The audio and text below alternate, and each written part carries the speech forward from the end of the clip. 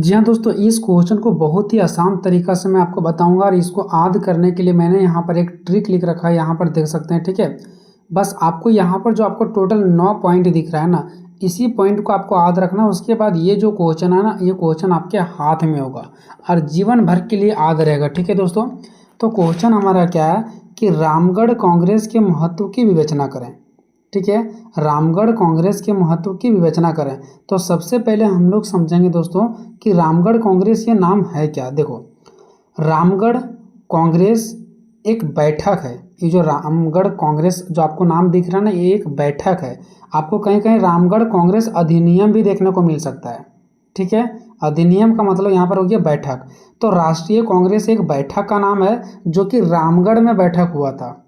ठीक है, अभी ये झारखंड के अंतर्गत है और ये कांग्रेस पार्टी के द्वारा हुआ था, यानी कि भारतीय राष्ट्रीय कांग्रेस लोगों के द्वारा ही यहाँ पर बैठक किया गया था। इस प्रकार से हो गया रामगढ़ कांग्रेस। रामगढ़ में बैठक हुआ था और वहाँ पर भारतीय राष्ट्रीय कांग्रेस के द्वारा ये बैठक किया गया था, इसलिए इसका नाम हो गया रामगढ़ कांग्रेस। ठीक है, रामगढ़ कांग्रेस के बैठक का मेन मकसद क्या था? आखिर क्यों भारत के लोगों ने वहाँ पर एक बैठक आयोजित किए थे? ताकि अंग्रेजों को हम यहाँ से उखाड़ के फेंक सकें। अंग्रेज हमारे ऊपर अत्याचार कर रहे थे, तो अंग्रेजों से आज़ादी पाने के लिए ही रामगढ़ कांग्रेस अधिनियम यानी कि रामगढ़ कांग्रेस बैठक किया गया था। लेकिन मेन कारण सिर्फ इतना ही नहीं था कि अंग्रेजों को यहाँ से हटाना, बल्कि उसी टाइम दूसरा विश्व युद्ध भी चल रहा था। विश्व युद्ध का मतलब बहुत सारे देशों से लड़ाई चल रहा था।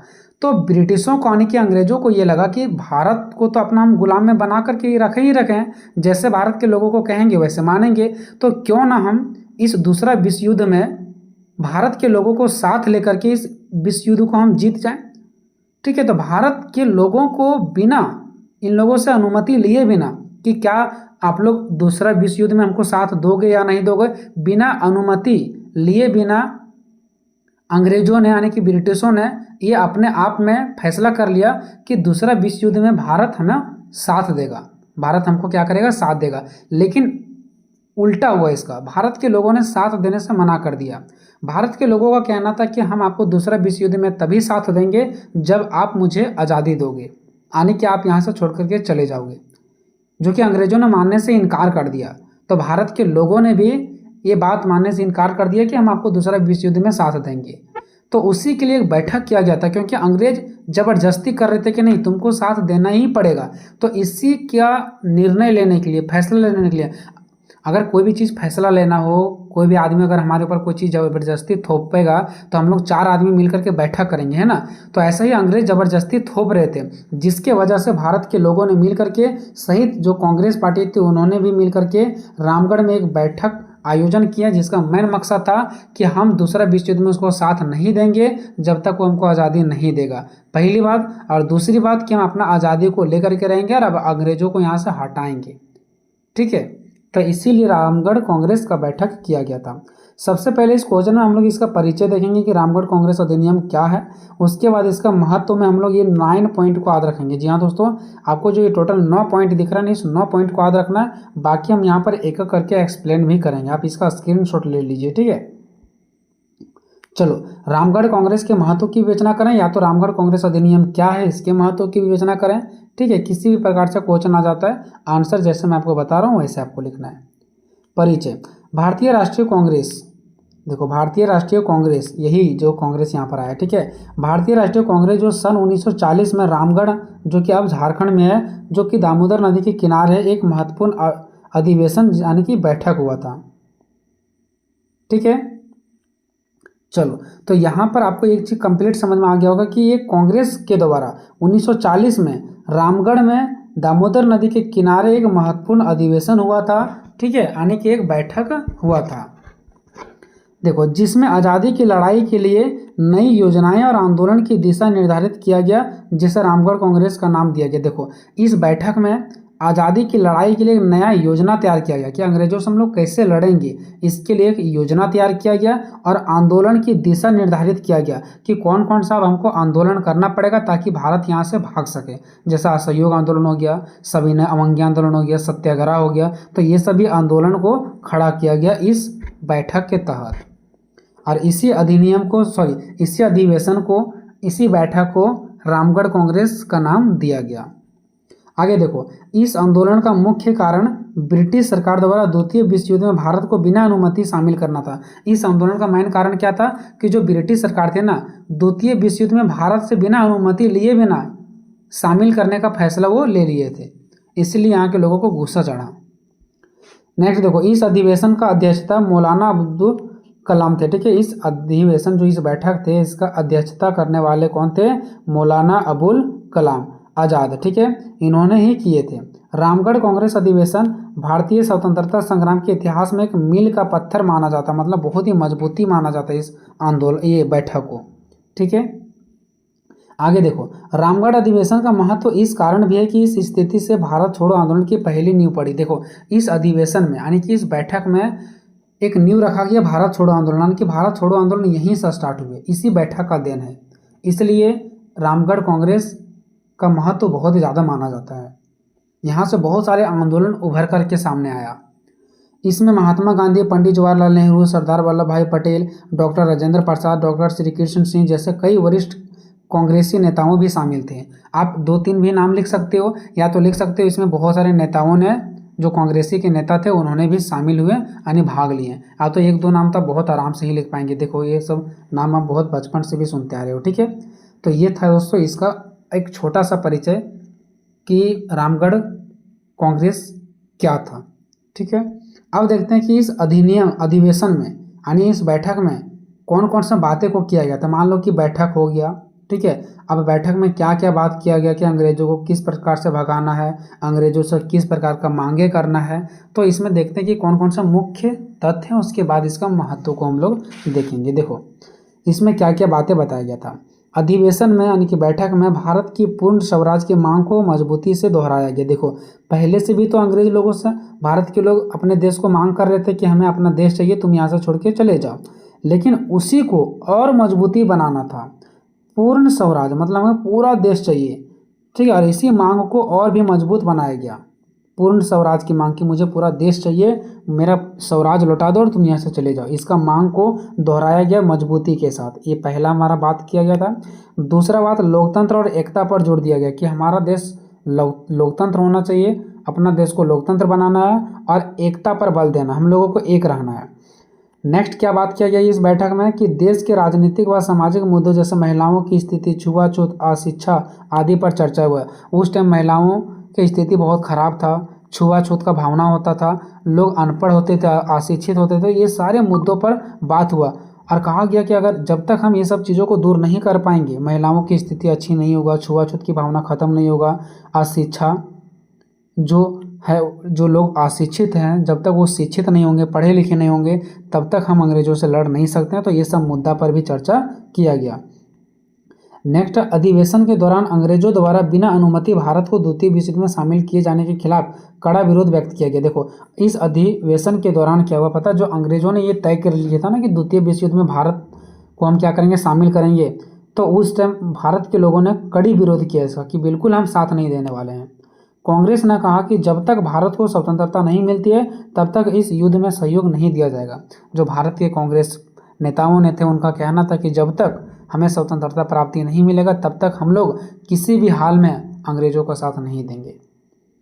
नेक्स्ट देखो, इस अधिवेशन में भारत छोड़ो आंदोलन का नींव पड़ा और इसी अधिवेशन में, इसी बैठक से भारत छोड़ो आंदोलन सामने निकल करके आया है। अधिवेशन में महत्वपूर्ण राजनीति निर्णय लिए गए। देखो, इस अधिवेशन में बैठक में बहुत ही इंपॉर्टेंट निर्णय लिए गए जिसमें पूर्ण स्वराज की मांग को और भी मजबूत करना था। यानी बहुत सारे इम्पोर्टेंट यहाँ पर बातें निर्णय किया गया, लेकिन उनमें से एक इम्पॉर्टेंट क्या था कि हमें पूर्ण स्वराज चाहिए। और जो हम लोग पहले पूर्ण स्वराज को लेने के लिए थोड़ा मोड़ा लड़ाई कर रहे थे, धीरे धीरे कर रहे थे, अब उसको और मजबूती से करेंगे। सत्याग्रह और सविनय अवज्ञा आंदोलन, ये सभी यहीं से निकला। संविधान सभा बनाने की भी मांग किया गया कि जब हमारा देश आज़ाद हो जाएगा तो हम लोग एक संविधान सभा बनाएंगे, और निश्चित वही हुआ कि जब हमारा देश आज़ाद हुआ तो संविधान सभा भी बना हमारा। तो ये सब वहाँ पर चर्चाएं किया जा रहा था। ठीक है, अब देखते हैं रामगढ़ कांग्रेस अधिनियम का क्या महत्व, यानी कि जो रामगढ़ कांग्रेस अधिवेशन था, बैठक था, इसका क्या महत्व है। तो रामगढ़ कांग्रेस अधिवेशन का महत्व इस प्रकार है। पहला, बड़े नेताओं का शामिल होना। इस बैठक में बहुत बड़े बड़े नेता शामिल हुए। पूरी स्वतंत्रता यानी कि पूर्ण स्वराज की मांग करने लगे कि हमें पूरा देश चाहिए, पूरा स्वराज चाहिए, मुझे लौटा दो और तुम लोग निकल जाओ, युद्ध में शामिल नहीं होना। यानी कि द्वितीय विश्व युद्ध में जो अंग्रेजों ने साथ मांगा, भारत के लोगों ने साथ देने से इनकार कर दिया। सामाजिक बुराइयों के खिलाफ लड़ाई लड़ा गया, भारत छोड़ो आंदोलन का नींव रखा गया। सत्याग्रह, सविनय अवज्ञा आंदोलन को और मजबूत तरीक़े से सामने लाया गया। सुभाष चंद्र बोस की अलग राह, सुभाष चंद्र बोस ने क्या किया, एक अपना अलग विचार रखें। भारी मात्रा में भीड़ उमड़ा, जनता को एकजुट किया गया, इस प्रकार से जाकर के इनका विरोध किया गया अंग्रेजों का। अब एक करके हम लोग पॉइंट देखेंगे। बड़े नेताओं का शामिल होना, यह अधिवेशन 1940 में हुआ था और इसमें भारत के कई बड़े बड़े नेताओं ने शामिल हुए थे। यह उस वक्त की एक बहुत ही बड़ा राजनीतिक सभा थी, यानी बैठक थी। पूरी स्वतंत्रता यानी कि पूर्ण स्वराज की मांग करने लगे। इस अधिवेशन में भारत के लोग ब्रिटिश सरकार से पूरी स्वतंत्रता यानी कि पूर्ण स्वराज की मांग किए और लड़ाई के लिए दृढ़ हो गए कि अब हम लोग लड़ाई लड़ेंगे और अपना स्वराज को लेकर के ही रहेंगे। दृढ़ संकल्प ले लिए इन लोगों ने। युद्ध में शामिल नहीं होना, उन्होंने कहा कि जब तक भारत को स्वतंत्रता नहीं मिलती है तब तक हम किसी भी हाल में दूसरे देशों के युद्ध में हम शामिल नहीं होंगे। चौथा पॉइंट, सामाजिक बुराइयों के खिलाफ लड़ाई। महात्मा गांधी ने महिलाओं से सामाजिक बुराइयों जैसे छुआछूत, अशिक्षा आदि के खिलाफ लड़ने को कहा। महात्मा गांधी ने कहा कि महिलाओं के साथ जो गलत हो रहा है, आप लोग लड़ो अपने अधिकार के लिए, जो छुआछूत की भावना है उसको ख़त्म किया जाए। ये महात्मा गांधी ने महिलाओं को शिक्षित करते थे। भारत छोड़ो आंदोलन का नींव, इस अधिवेशन ने भारत छोड़ो आंदोलन का नींव डाली, जो बाद में देश की आज़ादी के लिए बहुत ही महत्वपूर्ण रहा। यहीं से भारत छोड़ो आंदोलन निकला, जो हमारे देश की आज़ादी के लिए बहुत ही महत्वपूर्ण माना जाता है। सत्याग्रह और सविनय अवज्ञा आंदोलन और भी मजबूती यहीं से पाया गया। इसका अधिवेशन ने सत्याग्रह और सविनय अवज्ञा आंदोलन की रणनीतियों को मजबूत किया। जो सत्याग्रह और सविनय अवज्ञा आंदोलन जो था ना, इसके रणनीतियों को कि कैसे हमको आंदोलन करना है, वो भी सारा रणनीतियाँ यहीं से मजबूत किया गया। सुभाष चंद्र बोस का अलग रहा, जिस टाइम वहाँ पर बैठक किया जा रहा था ना, उस टाइम सुभाष चंद्र बोस एक अलग राह को देखते थे, अलग राह पर चलते थे, ठीक है। अलग इनका एक विचार आता था, जिसके वजह से इन लोग और मजबूत हो जाते थे और अंग्रेजों का नींव हिल जाता था। सुभाष चंद्र बोस ने इस अधिवेशन के दौरान कांग्रेस से एक अलग होकर अपनी अलग राह बनाई, जो राजनीति में नया मॉडल था, ठीक है। यानी कांग्रेस उस टाइम बैठक जो था ना, उस टाइम में कांग्रेस तो जो अपना चर्चा कर रही थी वो तो कर ही रही थी, इसके साथ साथ सुभाष चंद्र बोस ने एक अलग राह पर चल करके एक नया विचार दिया इन्होंने। इसकी वजह से और भी उस टाइम क्या हो गया, राजनीतिक में एक नया मोड़ आ गया। भारी मात्रा में भीड़, इस अधिवेशन में भारी बारिश भी हुआ। देखो भारी मात्रा में भीड़ हो गया, ठीक है। अब यहाँ पर देखो क्या है इसका मतलब, इस अधिवेशन में भारी बारिश और कठिन परिस्थितियों के बावजूद भी हजारों लोग जुटे और स्वतंत्रता के संकल्प को मजबूत किया।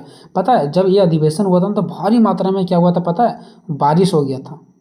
सोचो भारत के लोगों के साथ कितना अन्याय हुआ था। जब ये लोग अधिवेशन कर रहे थे ना बैठक, उस टाइम भारी बारिश हुआ, और हम लोग अभी थोड़ा सा बारिश होगा तो हम लोग छोड़ छाड़ के चले जाते, लेकिन उस टाइम भारी बारिश के बावजूद भी कठिन परिस्थितियों में वहाँ पे हजारों लोग जुटे रहे और स्वतंत्रता के संकल्प को मजबूत किया कि हमें स्वतंत्रता चाहिए तो चाहिए, हम लेकर के ही रहेंगे।